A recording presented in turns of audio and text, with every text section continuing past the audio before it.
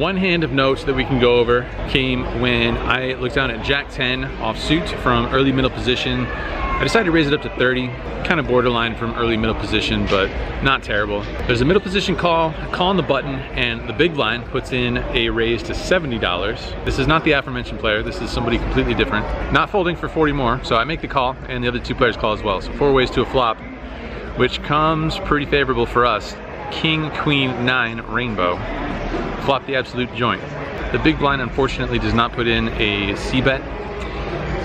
I'm gonna put a bet in here and try and build a pot a little bit. I bet $110, try and induce somebody with a call or a raise or whatever, but don't need to bet too big since the board is pretty locked down at the moment. The player on my left, player in middle position, he does put in a raise. He makes it $350 to go. The other two players fold and it's back to me. I'm happy to just call here. Don't want to announce my hand too much, so I make the call. Turn is the 10 of diamonds, so brings it back to a flush draw and 4 to a straight.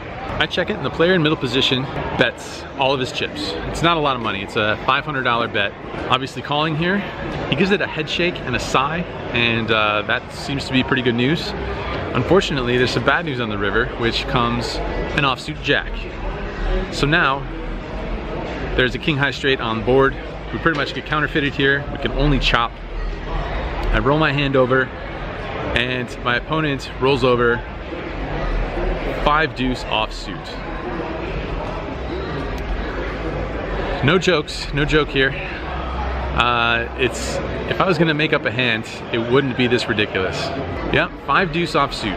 And in case you're curious about the math in this hand, let's take a look real quick. And as you can see, obviously, on the flop, he was drawing dead to win, and he had a less than 1% chance to tie. So this is what less than 1% looks and feels like. Doesn't get any more absurd than this one. Less than 1% to tie, not to win, to tie.